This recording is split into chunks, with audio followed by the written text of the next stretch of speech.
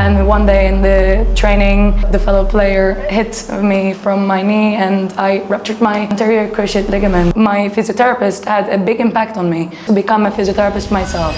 Welcome everyone to episode 3 of Rise, Recover, Repeat. We're not only focusing on the particular injury area, but the whole view of the person and the person's needs. So it's really important from the beginning to educate the person about the 0 till 10 scale. We really need to understand how is it at the beginning they need to consider the hardest pain. Completing a squat, which is a basic movement, and they're feeling a 7 on 10 discomfort doing that, you try to look for a regression of movement. Definitely, instead of saying just do a squat, we try different things. Can you sit down on the chair? So could you tell us a little bit more about the kind of testing that you do? Most of the time, the top one I use is... Welcome everyone to episode 3 of Rise, Recover, Repeat. And today is all about physio-led strength and conditioning. Now this sounds like a mouthful, but it's so simple, and in reality it's a huge part of physiotherapy.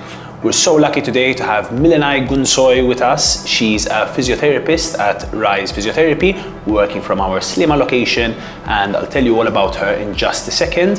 Today you can expect lots of insightful tips into how to progressively load physical activity, what strength and conditioning is all about, and much more about our vision at Rise and how strength and conditioning integrates into that. Now, a really fun fact about Milenay: she actually started with Rise as an intern, bothering me personally to help her write her thesis and to get some tips about how to see clients, and she's stuck with us ever since. She's a super resilient person, an ex-athlete, and she'll be telling us lots more about herself when we introduce her to the episode. Hey everyone, I'm Matthew Camilleri, the founder of Rise Physiotherapy.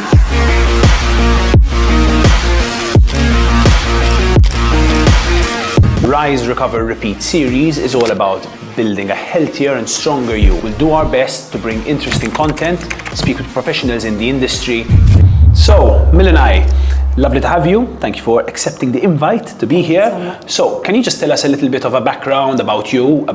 So, what makes Milenay tick? What are you all about? What's your background like? Where did you study? So, just a little bit about that. Since I'm from Cyprus, 25 years old, and I studied in the Netherlands, physiotherapy. Followed by a minor within my study on sports performance enhancement, mainly focused on teams and also athletics, individual sports. Okay. And then I came to Malta to do an internship.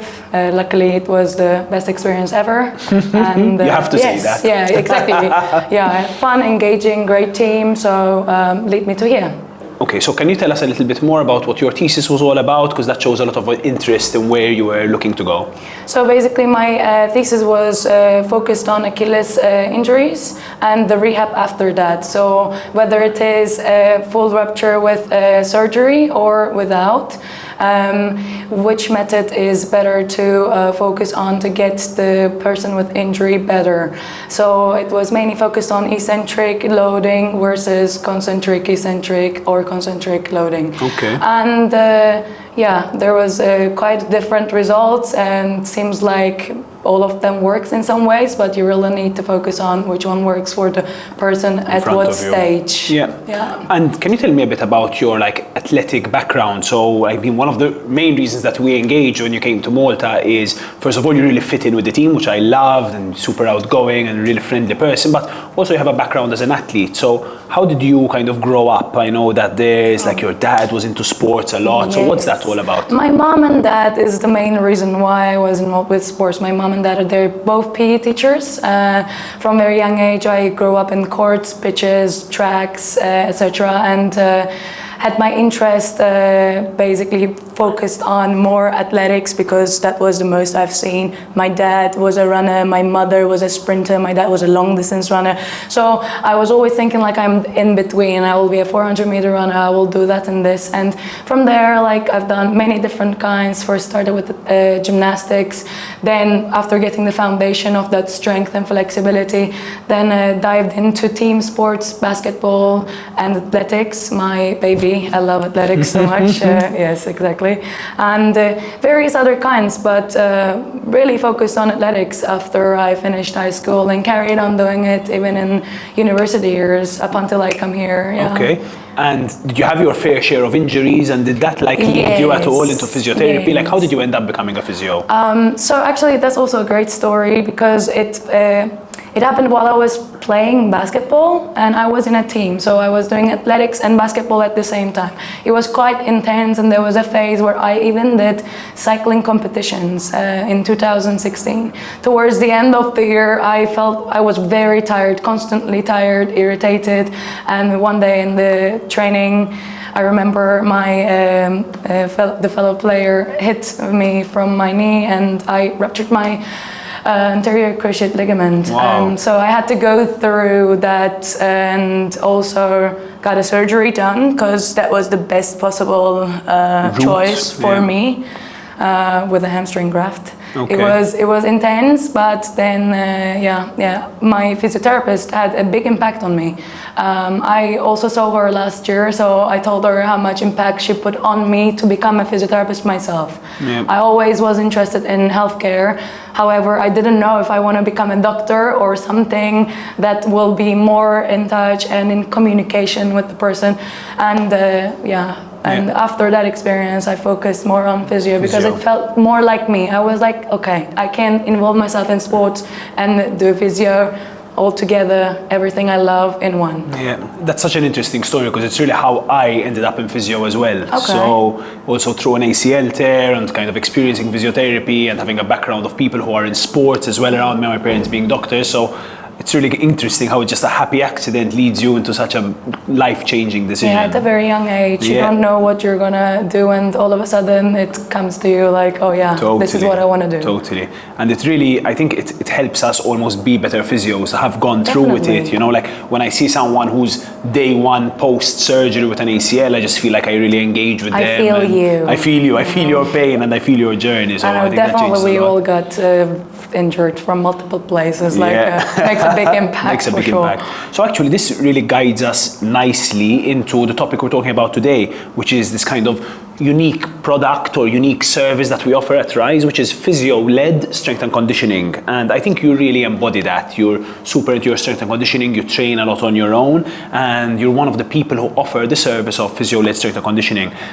Just now we used ACL tears as an example, and I think that could be a really good example of where physio-led strength and conditioning comes in. So could you just tell me a little bit more about what you would do in a physio-led strength and conditioning session and how that's different to your typical physiotherapy session?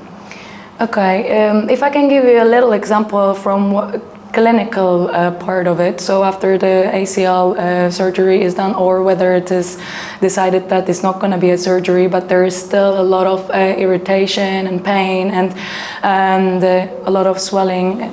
Because I'm going from that example. We start within the clinic and try to get rid of that swelling, manage the pain, and consider our thoughts and what are our goals with the client. And after we clear that phase, which takes a couple weeks to maybe a month or two, we start rehab and then we integrate strength and conditioning slowly by gradual exposure. What does that mean? Is basically we start with small things. For example, for ACL, we start with really isolated isometric contractions just to keep the muscles active and alive. And then after that, we follow them by compound movements like squats and RDLs, etc. Strength and conditioning involves more than just strengthening, but also prevention. So while we're doing this, we integrate prevention exercises and also explain this to the clients, what it means to do prevention to stop that from happening again. Yeah, and I feel like it's like that's a really big moment when you explain to a client, like, listen, the physiotherapy, the traditional physiotherapy process has kind of stopped here and we're moving into strength and conditioning, and they're like, so no more clinic stuff, you know, and that's just such a big realization. Exactly, we try to rebuild strength. So where's kind of that transition between physiotherapy and physio-led strength and conditioning? What's like the difference in your mindset being a physio who does both? So basically, apart from rebuilding strength and improving movement pattern, we're not only focusing on the particular injury area, but the whole view of the person and the person's needs. Maybe that person has an ACL, but maybe had another injury in the back and the arm, etc. So like the selection of exercises should be highly customized, individualized for the person's needs and goals. And that is the main part where as normal strength and conditioning and physio-led strength and conditioning has difference. Yeah, exactly. Yeah. It comes together, and the difference is that it is highly focused on person's need. Totally. So, yeah. And I really feel that maybe the difference or the added benefit, the added value of working for strength and conditioning with a physiotherapist is we really are, because of our experience and studies, kind of the experts on regressing movement. So when someone's finding a specific movement painful or challenging, it's just like having a physiotherapist there to be able to guide them into movement is just so much more beneficial. And I'm sure you see this in your practice as well. Yeah, definitely. All the time, every single session, and sometimes the person who is with the injury, they have their exercises and then they come to us and then we try to do them, same exercise, but on the day it is a bit harder. So we need to adapt it. You need to really be quick about your thinking,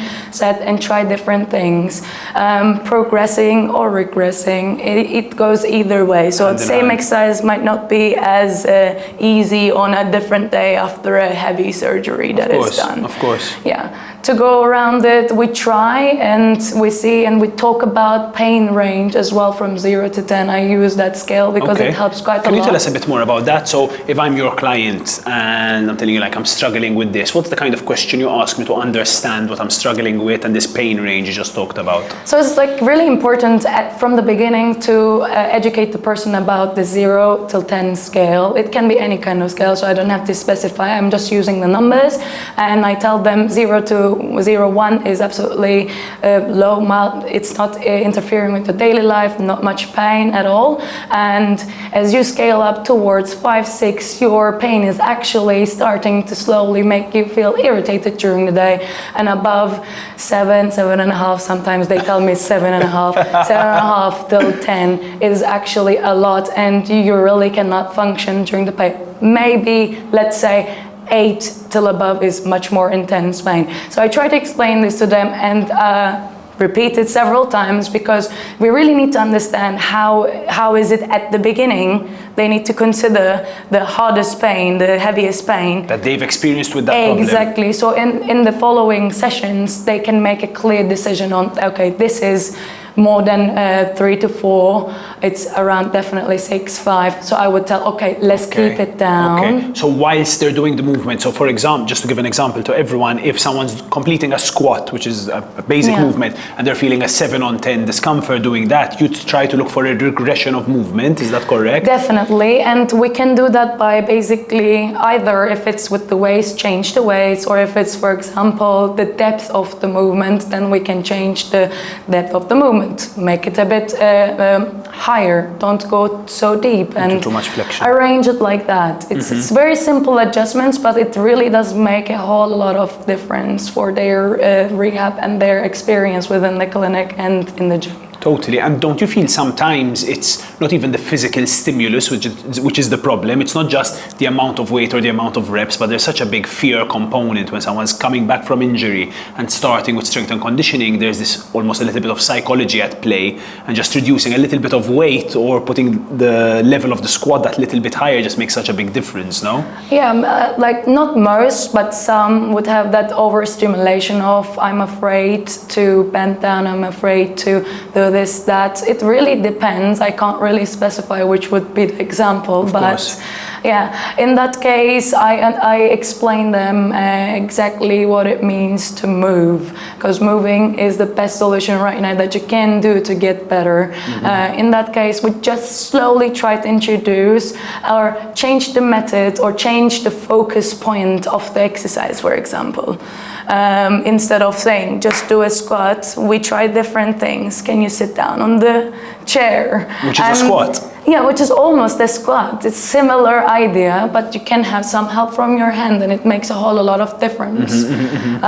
Yeah, just external stimulus, like how you do things, and sometimes you just need to tell them, oh yeah, do this. It's like implicit. They don't realize, but they do. Yeah. And then you say, see there, you did it. You did it. Yeah. I think one of the things I really notice about you as a physio, and I really admire, is how much you communicate with people, and you really give people this feel of like, well, you actually do, but you care about what they're doing. You're really attentive during those sessions, and you build on our value of being a really family-centric and really kind of an enjoyable experience. Do you think about that actively, or is it just who you are as a person, that you're really communicative, you speak with the person in front of you and you explain? I think it is part of my personality that comes out even more when I'm doing my job. I wish I can integrate that in my personal life as well, basically. Like, I feel so much better, like, and much more confident explaining my work, obviously, because it's my passion. It's not one of my passions, it's my top passion.